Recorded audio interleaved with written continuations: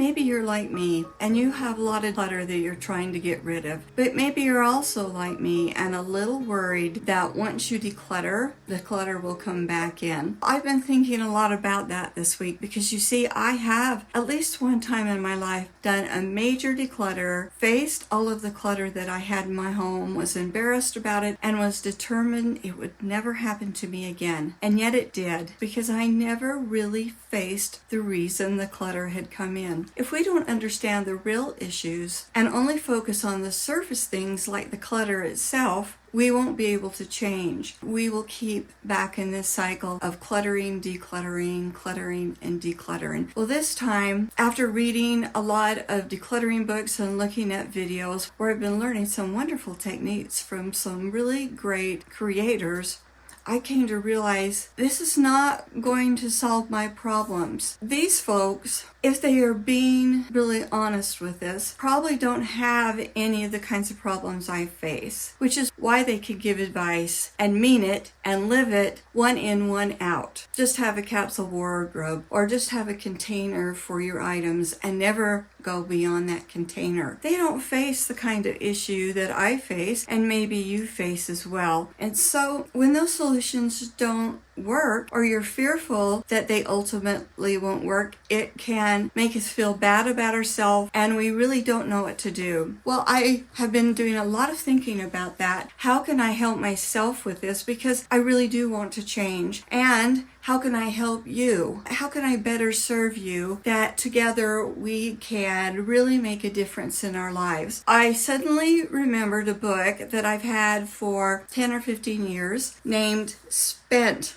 And the subtitle is Break the Buying Obsession and Discover Your True Worth. It's written by Sally Pilalian, PhD. I hope I've said that correctly. She is a therapist who specializes in addictions of all kinds. And this book is focused on spending addiction, but also overspending, overbuying, maybe not to addiction point, and the opposite, which is deprivation, where you save money and you have a hard time spending it. It affects the quality of your life, and even worse, the quality of the life of the people around you, because you're holding onto money so tightly. There are so many pressures on us to spend. Just think about it. Stores are set up in a way to encourage us to spend. There are a lot of sales. Just the way the stores are arranged encourage us to spend. And like we have to go around the very edge of a grocery store to get to the things that we really need, because they want us to go up and down the aisles. They put the things that lead to impulsive shopping in the front where you can see them. And then social media is just full of encouragements to spend, creators who are demonstrating products and making them see really cool, people who show you shopping hauls and are showing you all the things that they've bought at stores and how they're using those. And it's all meant to encourage you to spend. And if you're susceptible to that, it will cause you to spend. There are some people that are more in the normal range of spending. They're maybe not as susceptible to all of the pressures, the advertising pressures, the social media pressures. And they may have not had the same kind of pressures and experiences in their past and their family to cause these things to happen. And because they are like that, it's really easy for them then to judge people who have trouble with that, either on the indulging side or the deprivation side, because to them it's really easy. And say you have a creator who is a declutter creator, and they'll just like, here's how I decluttered my home, this is how I never allowed it to get cluttered again. If you do these things, then you will never have this problem again. Well, that is great for them, but it really isn't considering this really large population of people that it doesn't work for them that way. There are really good financial advisors like Dave Ramsey, and my husband and I have been through Dave Ramsey's course. At that point, we had overcome the tendency to be in debt.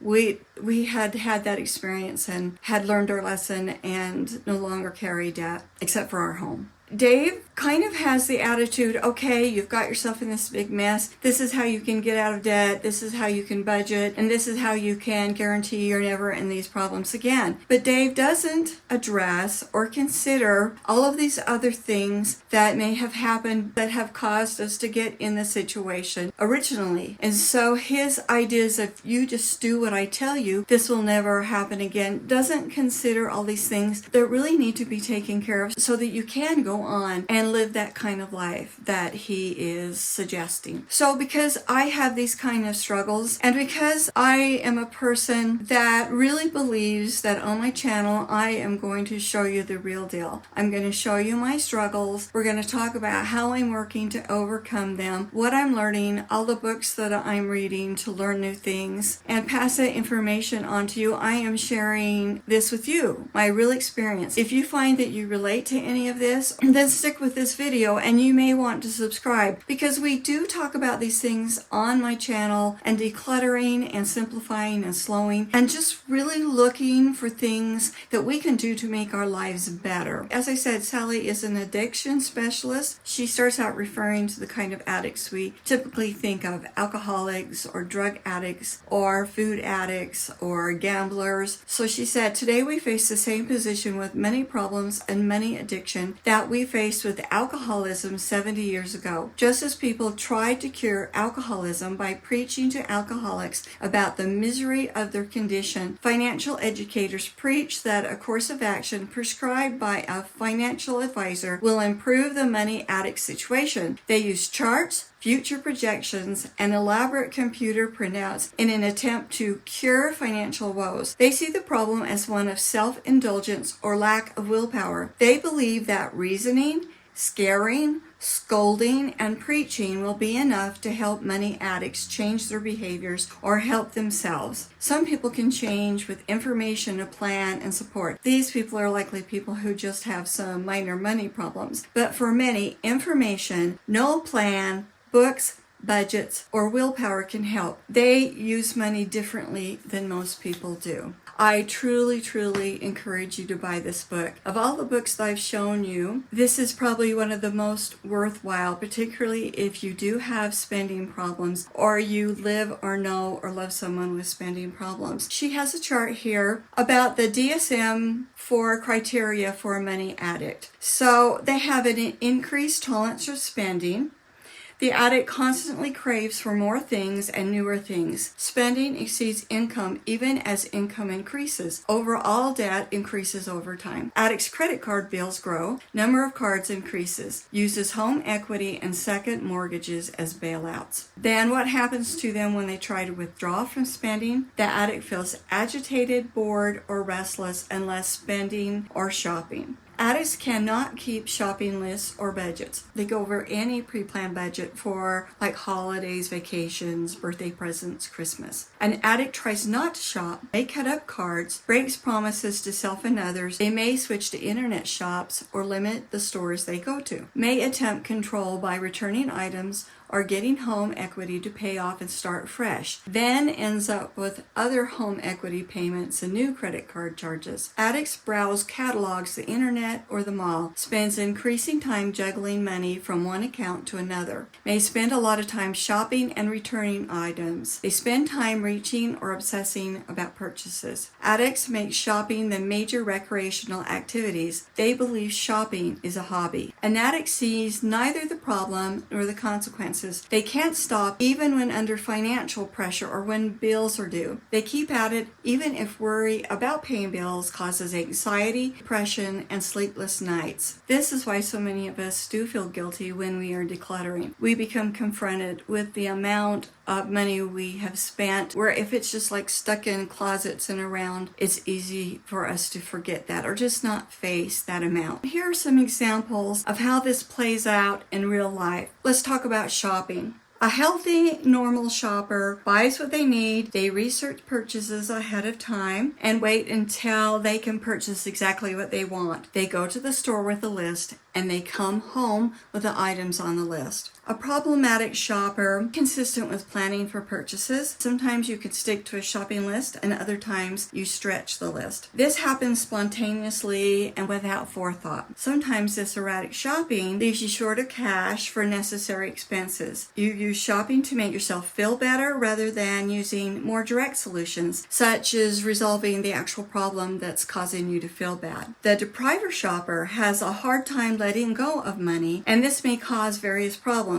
For example, the depriver delays or makes a fuss about necessary purchases, such as school supplies, even though there's enough money, leaving his or her children feeling deprived, abnormal, or neglected. My grandfather was a depriver. He went through depression. It really scared him, and I suspect that his father was also extremely tight. So he became scared and started saving money and just got obsessed with saving money. And he used to say, I haven't even spent a cent of my interest on my savings account, which meant that he wasn't spending money. He wasn't giving his family what they really wanted or sometimes what they needed, just barely enough. And it wasn't until my grandmother had her own Social Security, she was able to do things like buy carpet for their home that they needed, to buy the fabric to make the clothes that she wanted, to be able to quilt as much as she wanted, because Grandpa just couldn't let that go. And if you talk to him about it, he just got really upset. Like at the end of his life, he needed a new toilet in his house because it was just leaking and running. And my husband used to be a plumber, so he went there and he offered to fix the toilet for Grandpa. And Grandpa would have none of it. And Gary said, Grandpa, we'll even buy you the toilet so that you don't have to buy it. He wouldn't have any of it. He preferred to live in that state because the thought of letting go of money, even if it was our money, was too painful for him. And so my aunt, who never married, lived there, and she had to live with that state until Grandpa died and she and my mother inherited that home. If you're an addictive shopper, you frequently shop to reduce stress, numb feelings, and regulate your emotions. You buy an impulse. Life is centered on acquisition shopping or shopping for recreation. You purchase duplicates of items, unable to remember what you already have. When shopping, depriver addicts won't buy the bare necessities, fearing that spending money will leave them vulnerable. When we talk about budgeting, a normal spender, money manager, will spend within a long-term budget, spend consciously on what is needed, and recognize that the reality that tomorrow's needs impact today's financial choices. If you're just a problematic spender, you're able to stay within a long-term budget, especially if your partner and employer helps you save, but you have difficulty keeping to a short-term budget. You cannot budget for large ticket items. A problematic depriver is extremely good with budgets, but they are so tight they're difficult to maintain. If you're an addictive spender, you have no need for budgeting, have no financial goals, and focus exclusively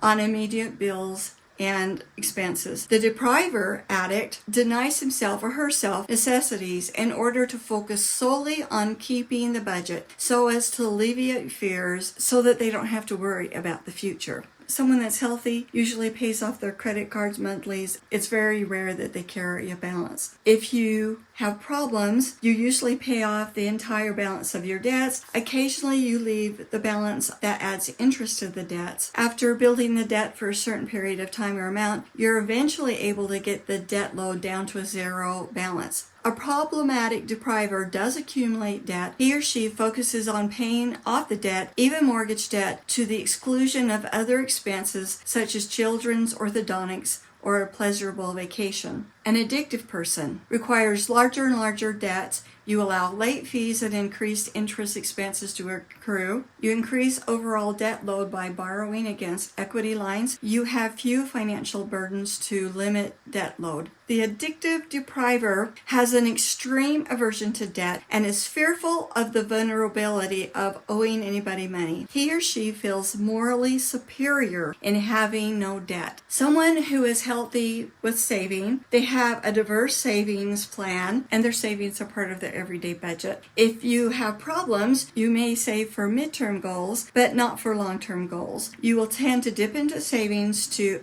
satisfy immediate splurges. The problematic depriver focuses on savings, finding it easy to do without things for the present. He or she prefers to decline pleasurable activities while deriving satisfaction from saving money. The addictive spenders have no savings and constantly deplete reserves. They deplete their 401k or retirement plans or borrow from family or children's savings.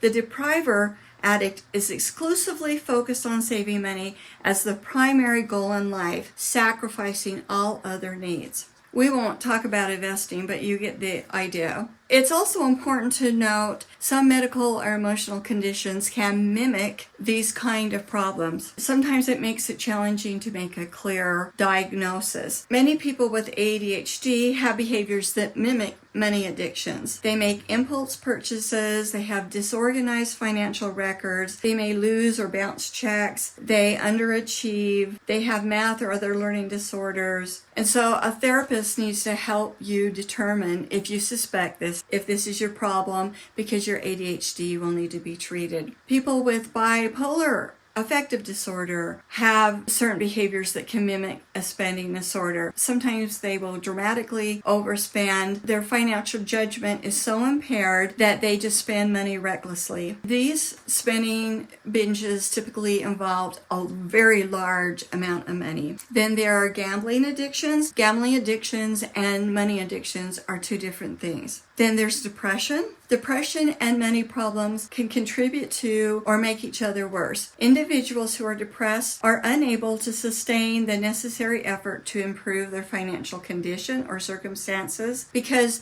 they may be overspending, trying to lift their spirits. They may avoid important financial tasks such as opening and paying bills and depositing paychecks. And serious money problems can also cause depression. So then there's generalized anxiety disorder. Individuals suffering from generalized anxiety disorder may shop as a means to reduce their anxiety and to avoid difficult life circumstances and decisions. Of course, debt and financial problems can cause them to have anxiety. It may interfere with their life with panic attacks, insomnia, or heart palpitations. There's obsessive compulsive disorders. People with OCD may look like many addicts, either spenders or deprivers, but are actually suffering from anxiety disorders. They obsess over, shop for, and collect perfect items. They may hoard money or possessions, and they're unable to throw away worn objects. Then there's shoplifting, which we won't talk about. And then there's antisocial personality disorder, which we won't talk about. Then there are also emotional sources of these behavior, such as familiar factors. An example of that would be my grandfather, who was obsessively denying and saving money. And then I would say that my mother was very impulsive spender. My father, he gave her an allowance. She was able to spend as much as she wanted within that, but she had to buy the food and clothing. If she wanted more, she had to earn it. She did things like give music lessons so she could have as much money as she wanted. But he took care of all of the important bills, and they came up with that plan because mom spent too much and indulged herself and her children, and particularly me, too much. And I think that was a reaction to what she grew up with. The deprivation of the depression really had a lot to do with her. And then from watching how her father was, and then they had money and she wanted to spend it and she wanted to enjoy it. And she was focused on shopping and sales and getting things, which taught me those kind of habits. Childhood trauma can be a factor. And they say that most people, or a high percentage of people who have these issues, had some kind of childhood trauma. Then there are people who have had financially stressed childhoods, seeing their parents always struggle with having enough money and talking about we don't have enough money for this, and not letting them get things and worrying about where the food was going to come, where the rent was going to come. And so the kids witnessed that. And then witnessing parents with their own money addictions, and then these begrudging parents who didn't want to get their kids what they needed, or acted like it was just terrible that they had to buy school supplies or terrible that they had to buy clothing. And then they also might have witnessed their parents fighting about money. And then there are just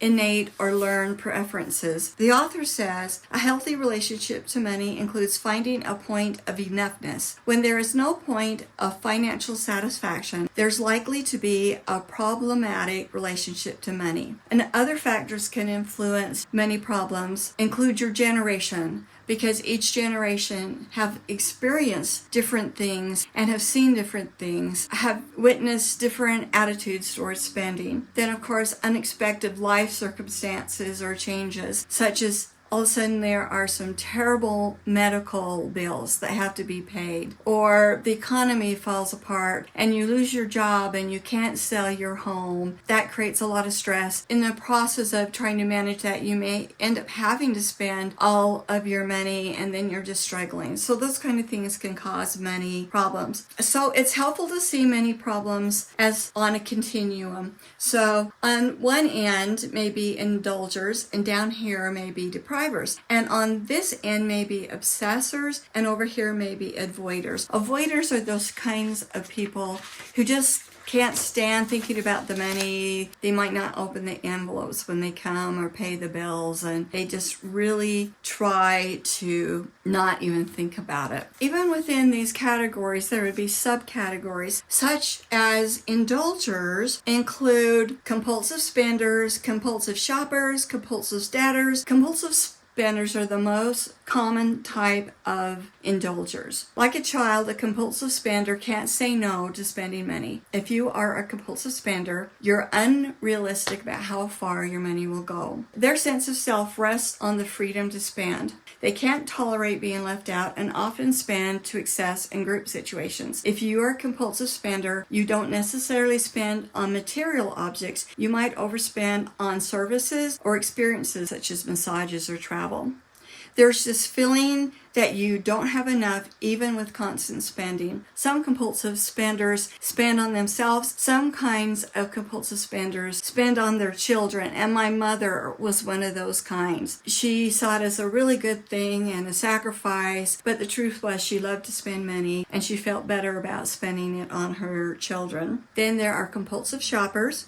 Compulsive shoppers tend to alter their moods and alleviate intolerable emotions such as boredom, depression, or anxiety through spending. There are compulsive debtors. They have a persistent need to be in debt. They also have additional debts such as home equity loans, debts to family members, and medical providers. Compulsive shoppers tend to try to fix their moods. There are 5 types: the bargain hunters, the image shoppers, the shopping bulimic, the perfection shopper, and the collection shoppers. Bargain hunters, that's really obvious. They're always looking for deals, and they have a hard time resisting a good deal. The image shoppers shop to impress others. The perfection shoppers are looking for really fantasy items. They're looking for the perfect outfit or the perfect piece of home decor. And they might visit all kinds of stores, multiple stores, looking for this perfect item. A collector over shopper is different from someone who may have a small amount of things that they enjoy that are similar. They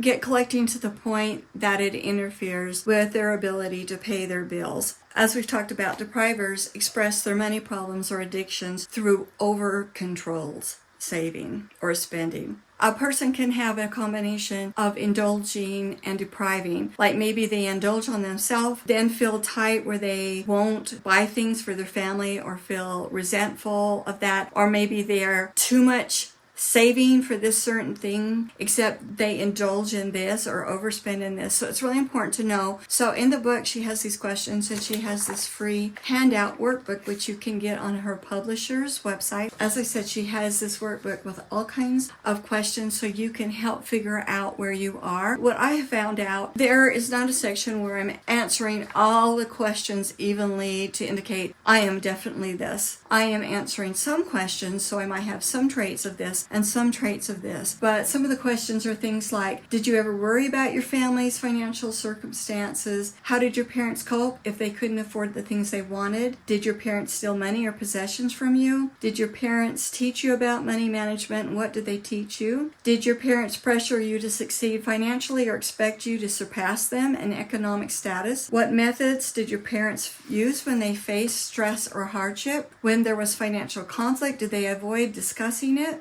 What do you know about your grandparents' financial stories? Because that's important, because their stories affected your parents, which affected your stories. While she has this section which helps you discover where you are, you may discover I'm perfectly normal and everything is great, unless you are in the mindset of denying it or it's too painful to think about. Then she has a large section about what you can do and how you can overcome it. She's not one of these people, and I do see a lot of books where they just describe the problem and then they don't really help you know what to do to get out of the problem, or they describe the solution with not helping you understand why the problem happened. And I would say that there are more books that describe what they perceive as the solution, which then works for them in their mindset, which then doesn't help so many people. Phase 1 begins when you are ready to admit to yourself that you have this problem and you're kind of powerless over it, but you don't want to continue like this anymore. And it's important to know that getting out of the crisis mode where you are right now might take several months. It's not a quick fix. There's no magic wand, but it is possible to do this. She said, if you are truly an addict, you can't do this alone. You need to put into action guidance from the book, draw on support from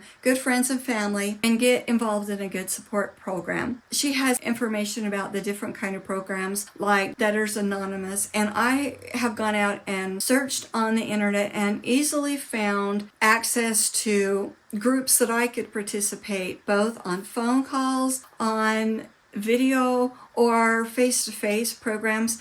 And one thing that they point out is this should never, ever, ever cost you money. And so if you stumble across a program that says we can solve this and we're the support group and they charge you money, then you don't have the real deal, because this is a totally free thing. She points out that this is not a linear process where you hit bottom or you realize what it is and then you do this and then you get better and then you get this and you get better and then your problem isn't over. It can be cyclical where you work on it and then you might slip, then you have to get back up and you have to work on it again, and that's to be expected, and that you should be patient with yourself and forgiving of yourself, but just keep moving forward and keep accessing the information that will help you. You might even want to get a therapist. I happen to have a therapist that I've been working with off and on. I happen to be in the on stage right now just to help me deal with some family situations, and I have decided I'm going to go to him.